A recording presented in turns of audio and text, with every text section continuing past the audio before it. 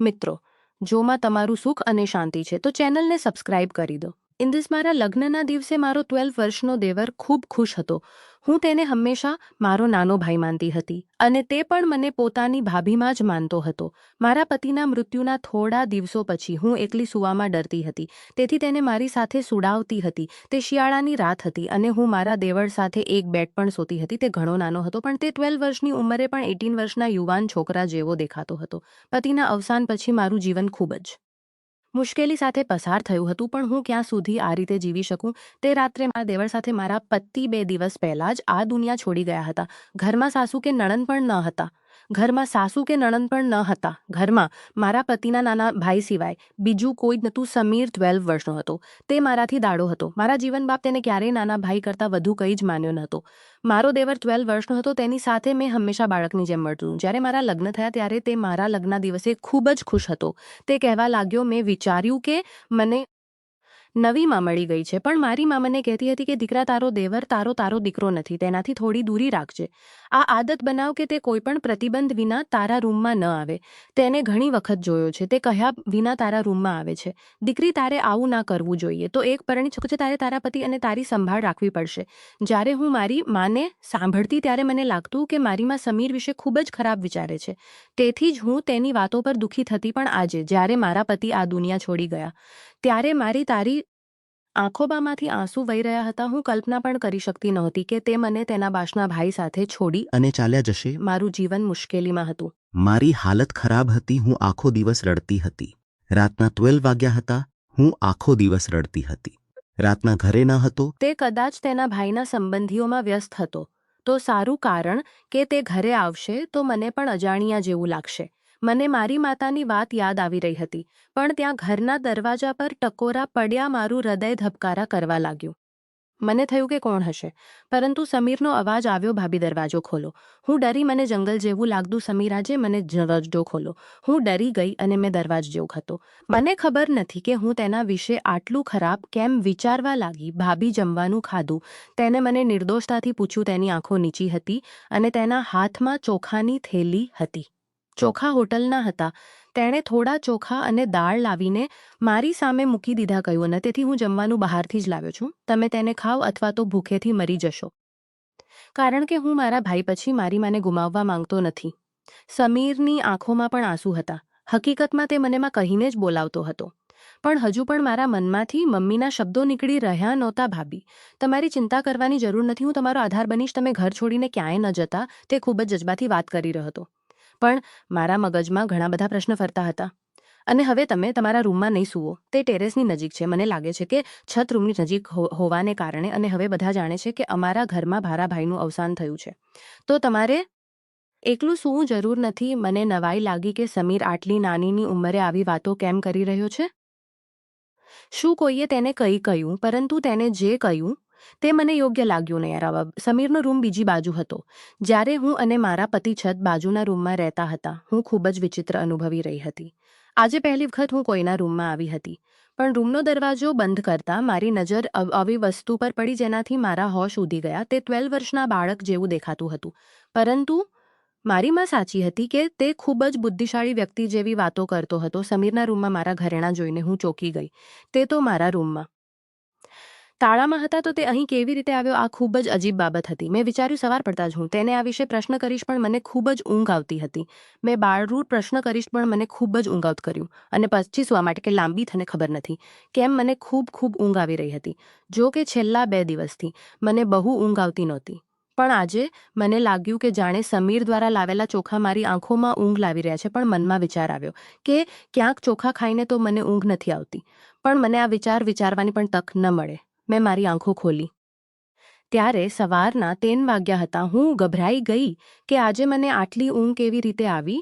જો કે હું 2 દિવસથી બિલકુલ ઊંઘીશતી નહોતી, પણ આજે ભાત ખાધા પછી મારી આંખો બંધ થઈ ગઈ, જાણે કોઈએ દારૂ પીવડાવ્યો હોય. મને નવાઈ લાગી કે આવું ન થવું જોઈએ, પણ મારા મનમાં એક જ વિચાર આવી રહ્યો હતો કે ક્યાંક સમીરે લાવેલા ભાત ખાધા પછી તો હું બેહોશ નથી થઈને, પણ તે આવું કેમ કરશે. જ્યારે હું બહાર આવી ત્યારે જોઈને ખૂબ જ ખરાબ લાગી. તે કહેવા લાગ્યો, ભાભી, તમે સૂઈ ગયા હતા ને તમને ખૂબ સારી ઊંઘ આવીને. મેં કહ્યું, આજે મને બહુ ઊંઘ આવી ગઈ હતી તો તે કહેવા લાગ્યો, કેમ ન આવે ભાભી, મેં તમારા ભાતમાં ઊંઘની ગોળીઓ ભેરવી દીધી હતી. તેણે મને કહ્યું કે તારે તેના ભોજનમાં ઊંઘની ગોળીઓ ભેરવી દેવી જોઈએ, જેથી તે આરામથી સૂઈ શકે. આ સાંભળીને મને આઘાત લાગ્યો કે સમીર આવું ખરાબ કામ કેવી રીતે કરી શકે. મેં કહ્યું, સમીર, તું આવું કેવી રીતે વિચારી શકે કે તું તારી ભાભીને જ બેભાન કરવા માંગતો હતો. તેને કહ્યું, ના ભાભી, આ તો તમે આરામથી સૂઈ શકો ને તે માટે કર્યું હતું. જો તમને કેવી ઊંઘ આવી ગઈ અને હાલો આ ચા પીઓ. ચા જોઈને હું ફરી શંકામાં પડી ગઈને કહેવા લાગી, તમે આમાં તો કંઈ પણ મિશ્રિત કર્યું નથી ને? તો તે કહેવા લાગ્યો, હું ભગવાનની શપથ ખાઉં છું ભાભી, હું તમારી ઊંઘ માટે અને તમારી શાંતિ માટે ગોળીઓ ભેરવી હતી. મને માંથી હું તમારી સામે ચા પીઉં છું, તેના બદલે આપણે બંને અડધી અડધી પીસી. તે પોતે ચા પીવા લાગ્યો. મેં કહ્યું, ઠીક છે. હું સમીરનો ચહેરો જોતી તો હું તેની નિર્દોષતા પર વિશ્વાસ કરતી, કારણ કે ખરેખર તેના ચહેરા પર ઘણી નિર્દોષતા અને શિષ્ટતા હતી. મેં તેને કશું કહ્યું નહીં, કારણ કે હું જોવા માંગતી હતી કે આગળ શું શું કહે છે. પણ જે મેં તેના રૂમમાં જોયો પછી તેણે પોતે મોકલ્યું, ભાભી, હું તમારા ઘરેણાં વેચવા માંગુ છું. તેણે પોતે મોકલ્યું વાંચ્યું, મારા એક ખૂબ જ જાણીતા અને પ્રામાણિક કાકા છે, અમને ઘણા પૈસા આપશે. એ પૈસાથી અમે ઘર ખરીદશું. આ ભાડાના મકાનમાં ક્યાં સુધી રહીશું? ઘરનો માલિક ભાડું લેવા આવે તો અમારી પાસે પૈસા પણ નથી. સમીરની વાત સાંભળીને મને આશ્ચર્ય થયું. તો પછી તે કેવી રીતે વિચારી શકે? વાત બહુ વિચિત્ર હતી. મેં કહ્યું, તને આ વિચાર કેવી રીતે આવ્યો કે આપણે નવું ઘર બનાવીએ? તે કહેવા લાગ્યો, ભાભી, મારા આગળ લગ્ન થશે અને અમારે જીવન એક સાથે જીવવાનું છે. અમારી પાસે એક નવું મકાન તો હોવું જોઈએ ને? સમીર સાચો હતો. તેથી મેં તેને જ્વેલરીના મુદ્દા વિશે શું કહ્યું નહીં, પરંતુ મને ડર હતો કે જો જ્વેલરી વેચ્યા પછી પૈસા નહીં મળે તો શું થશે. મેં એક વિધવા સ્ત્રી હતી, મારો દેવાર 12 વર્ષનો હતો, તેની કોઈ સહેલાઈથી અમને દગો આપી શકતું હતું. મેં વિચાર્યું કે મારે આ વિશે કોઈને પૂછવું જોઈએ. હું મારા માયકે કહું છું, તેઓ ચોક્કસપણે મને મદદ કરશે. સમીર નાનો બાળક હતો અને મારા રૂમનું તારું તોડીને તેને ઘરેણાં કાઢી લીધા. એનો મને હજુ પણ ગુસ્સો હતો ને મારા માયકે કહ્યું કે મારે આ ઘરેણાં વેચીને ઘર ખરીદવું છે. તો તેણે મને કહ્યું, ના, ઘર લેવાની કોઈ જરૂર નથી, તમે વિધવા છો, તમારે અમારા ઘરે આવવું પડશે. પણ હું તેમના ઘરે જવા માંગતી નહોતી, કારણ કે હું જાણતી હતી કે મારો ભાઈ તેની પત્નીનો ગુલામ હતો. તે તેની બહેનને ક્યારેય સાથ નહીં આપે. વ્યક્તિ આખી જિંદગી આ બધાની સાથે રહી શકતી નથી, તેથી હવે સારી તક હતી. તે ઘરેરા વેચીને ઘર ખરીદી શકતી હતી. મારા માટે પતિએ તેમના જીવનમાં મારા માટે ઘણા ઘરેડા બનાવ્યા હતા, પણ મારા ભાઈઓનો ઈરાદો જોઈને મેં ઘરેણાં સદારી દીધા. હવે હું સમીરના સારે ચાલી રહી હતી. મેં કહ્યું, સમીર, તું ઘરેણાં વેચી ઘર ખરીદવી લે. મને બધાના ઈરાદા ખબર છે. સમીરે તે ઘરેણાં કાકાને વેચ્યા અને 2 દિવસ પછી અમને ખૂબ જ યોગ્ય જગ્યાએ ઘર પણ મળી ગયું અને ઘરની ચાવીઓ અને દસ્તાવેજો સમીરને સોંપ્યા. જ્યારે આવા કામમાં તો ઘણો સમય લાગે છે. જ્યારે દસ્તાવેજો સમીરે લાવીને મારા હાથમાં મૂક્યા ત્યારે મને આશ્ચર્ય થયું. તે 12 વર્ષનો હતો, પરંતુ તેની હરકત મોટા માણસ જેવી હતી. પછી તેણે કંઈક વિચિત્ર કહ્યું. તેણે કહ્યું, ભાભી, આપણે આખું ઘર સાફ કરીએ પછી મારે તમારી સાથે કોઈ અગત્યની વાત કરવી છે. આજે સમીરને હું સમજી શકતી નહોતી કે તે મને શું માંગે છે, મને શું કહેવા માંગે છે. તે સમય ઉતાવળમાં હતી. અમે ઘરની બધી સામગ્રી ભરી દીધી હતી, પણ અમારું ભોજન અને બધી સામગ્રી ભરી દીધી હતી.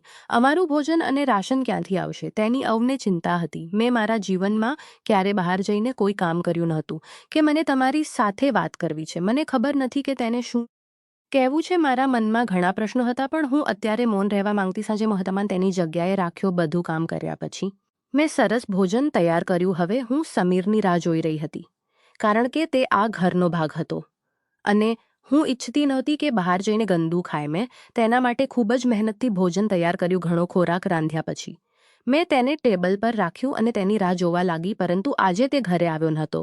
રાત્રિના 3 વાગ્યા હોવા છતાં તે આવ્યો ન હતો. તેના ભાઈના મૃત્યુ પહેલાં તે સાંજે 5ની આસપાસ ઘરે આવતો અને તે પછી ક્યારેય ઘરની બહાર નીકળતો ન હતો. જ્યારે પણ અમે બહાર જતા ત્યારે તે ચોક્કસ અમારી સાથે આવતો, પરંતુ ક્યારેય એ ઘરની બહાર નીકળે રાત લાગતો હતો. તે ક્યારેય એકલા ઘરની બહાર નીકળ્યો ન હતો. મને ડર લાગતો હતો. હું તેની રાગ દરવાજો ખટખટ્યો.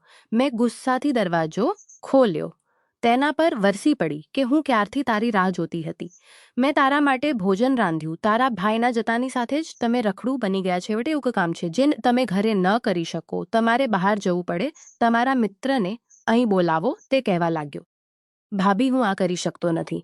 તેણે મારી તરફ જોયું, મારી સેવા ગુસ્સાથી જોયું કે હું ડરી ગઈ, પરંતુ તે માત્ર એક બાક. મનમાં વિચાર્યું કે હું તેને ડરાવી શકું છું. મેં મારા મનમાં વિચાર્યું કે હું તે સાથે વાત કરતી હતી કે તે બૂમો પાડવા લાગ્યો, હવે હું તમારી વાત નહીં સાંભળું ને, તમે રાંધેલું ભોજન ખાઈ લો, આટલું કહી તે પોતાના રૂમ તરફ ગયો. તે સમયે તે 40 વર્ષના માણસ જેમ ગુસ્સે હતું. હું અંગે ખૂબ જ પસ્તાવો અનુભવી રહી હતી કે આ પાછળ ચોક્કસ તેનાના રૂમમાં ગઈ. તેને દરવાજો ખોલ્યો મારી સામે વિચિત્ર નજરે જોઈને બોલ્યો, ભાભી, તમને એક વાત કહું, તમે મારી સાથે લગ્ન કરી લો, નહીંતર મુશ્કેલીમાં મુકાઈ જશો. તેને સાંભળ્યા પછી મારી આંખો પહેરી થઈ ગઈ. મેં કહ્યું, તું આ વિચાર પણ કેવી રીતે કરી શકે કે હું તારી સાથે લગ્ન કરીશ? તારી માનો પ્રેમ ક્યાં ગયો? તું તો મને સવાર સાંજમાં કહેતો, પણ તને શું થયું? તારો મગજ કોને ખરાબ કર્યો? તમે તમારા મનમાં આવો ખરાબ વિચાર પણ કેવી રીતે લાવી શકો છો? હું ગુસ્સાથી પાગલ થઈ ગઈ હતી, પણ તે કોઈ પણ પ્રકારના અહેસાસ વિના મારી સામે જોઈ બોલતા હું તરત ચૂપ થઈ ગઈ. તેની પાસેથી પાછી આવી અને પોતાના રૂમમાં બેસી ગઈ. રૂમનો દરવાજો બરાબર બંધ કરી દીધો. મારું હૃદય જોરથી ધબકતું હતું. હું વિચારી પણ શકતી નહોતી સમીર આવો નીકળશે. મેં તેને હંમેશા મારા બાળકની જેમ જ વર્તન કર્યું હતું. મારા પતિએ પણ મને સમીર વિશે કહ્યું હતું કે તારે હંમેશા તેને તારા બાળકની જેમ ગણીને તેનું પાલન પોષણ કરવું પડશે. તેની માં નથી, તેના પિતા નથી, પણ સમીરની આ વાતથી હું ખૂબ જ પરેશાન હતી. મેં વિચાર્યું કે આજ પછી હું તેની સાથે વાત નહીં કરું. કાયદેસર રીતે આ ઘર મારા નામે હતું. હું એકલી પણ અહીં રહી શકું છું. જો તે ફરીથી આવું વર્તન કરશે તો હું ચોક્કસ તેને ઘરની બહાર કાઢી નાખીશ. આ ઘર મારા પતિના પૈસાનું હતું અને મારા નામે હતું. સવારે ઉઠતાની સાથે જ હું સમીરના રૂમનો દરવાજો જોરથી મારવા લાગી. પછી મને સમજાયું કે તેનો રૂમ અંદરથી બંધ ન હતો. મેં બહારથી દરવાજો ખોલ્યો તો રૂમ સાવ ખાલી હતું. રૂમમાં કશું જ નહોતું. તો સમીર ક્યાં ગયો? મનમાં વિચારવા લાગી. મારું હૃદય ગુસ્સાથી પાગલ થઈ રહ્યું હતું. મેં બહારના દરવાજા તરફ જોયું તો ઘરથી તારું હતું, મતલબ સમીર મને ઘરમાં કેદ કરી ગયો હતો. હવે મને તેનાથી નફરત થવા લાગી. વિચારવા લાગી, તે 12 વર્ષનો છે અને તેની ક્રિયાઓ જુઓ. આ વિચારીને મેં મારા માતા પિતાના ઘરે જવાનું નક્કી કર્યું. પણ પછી મને યાદ આવ્યું કે હું વિધવા છું. વારંવાર ઘરની બહાર ફેંકી દેવાય એ સારી વાત નથી. બસ લાચાર બનીને બેસી ગઈ. પતિના અવસાનને 1 મહિનો થઈ ગયો હતો. આ મહિનામાં સમીર ઘણો બદલાઈ ગયો હતો. મેં વિચાર્યું, ભગવાન, તમે મને એક બાળક આપ્યું હતું. હું તેના સહારે પણ મારું જીવન જીવી લેત, પણ હવે એના વિશે હું શું કહું? મારે એની સાથે કોઈ સંબંધ પણ નથી. જે વ્યક્તિના કારણે સંબંધ હતો તેને તો આ દુનિયા છોડી દીધી. તેથી આજે મેં નક્કી કર્યું હતું કે જ્યારે સમીર આવશે ત્યારે હું તેને સ્પષ્ટ કહીશ કે તે આ ઘરમાં નહીં રહી શકે. રાતના હજુ 6 પણ વાગ્યા નહોતા. એટલા સમયમાં મારા ઘરે ટકોરા પડ્યા. એટલે મેં વિચાર્યું કે સમીર હસ્યો તો સામે 3-4 માણસો ઊભો હતા. તે પુરુષો વિચિત્ર રીતે ગુસ્સે દેખાતા હતા. તેણે મને જે કહ્યું તે આશ્ચર્યજનક હતું, પણ સાથે મને દુઃખી કરતું હતું. તેઓએ, તમે અહીં એકલા રહો છો? હા, હું એકલી રહું છું. તેઓએ કહ્યું, ના, આ મહિલાનો દેવર પણ તેની સાથે રહે છે. તે ઘરે જશે. ખબર નહીં આ લોકો આ વિસ્તારને શું માને છે. હું તો કહું છું કે તેને અહીંથી કાઢી મૂકવી જોઈએ. આ લોકોમાં છું કે તેને અહીંથી કાઢી યોગ્ય નથી. મેં કહ્યું, કેમ ભાઈ, અમે શું કર્યું? તો તે કહેવા લાગ્યા, બહેન, શું કર્યું? તું અમને પૂછે છે? તું 12 વર્ષના દેવર સાથે આ ઘરમાં એકલી રહે છે. તમે જાણો છો કે તમારા પતિનું તો મૃત્યુ થઈ ગયું છે. હવે તમે વિધવા બની ગયા છો. તમારે તો તમારા માતા પિતાના ઘરે જ આવવું જોઈએ. અમારી બહેન દીકરીઓ પણ અહીં રહે છે. અમે અમારા વિસ્તારમાં આવા લોકોને સહન કરી શકતા નથી. મને આ માણસો પર ખૂબ ગુસ્સો આવે, પણ હું કંઈ બોલી નહીં અને તેના ચહેરા પર દરવાજો બંધ કરી દીધો. મારી આંખોમાં આંસુ આવવા લાગ્યા. મને સમીર પર ગુસ્સો આવતો હતો. આ બધું તેને જ કર્યું હતું. મેં મારી પોતાની વસ્તુઓ પેક કરવાનું શરૂ કર્યું, કારણ કે હવે મારા માટે અહીં રહેવું મુશ્કેલ બની ગયું હતું. હું જાણતી હતી કે આવી વાતો મારા વિશે સમીરે જ ફેલાવી હતી, કારણ કે મેં તેની સાથે લગ્ન કરવાની ના પાડી દીધી અને જાણે કે હું બહુ પાપી સ્ત્રી છું. લોકો સાચું કહે છે કે આ દુનિયા એકલી સ્ત્રીને ક્યારેય જીવવા નહીં દે. તો જો તમને મારી સ્ટોરી પસંદ આવી હોય તો લાઇક, શેર, સબસ્ક્રાઇબ જરૂરથી કરજો અને કોમેન્ટમાં મને જરૂરથી કહેજો કે સ્ટોરી તમને કેવી લાગી. Thank you.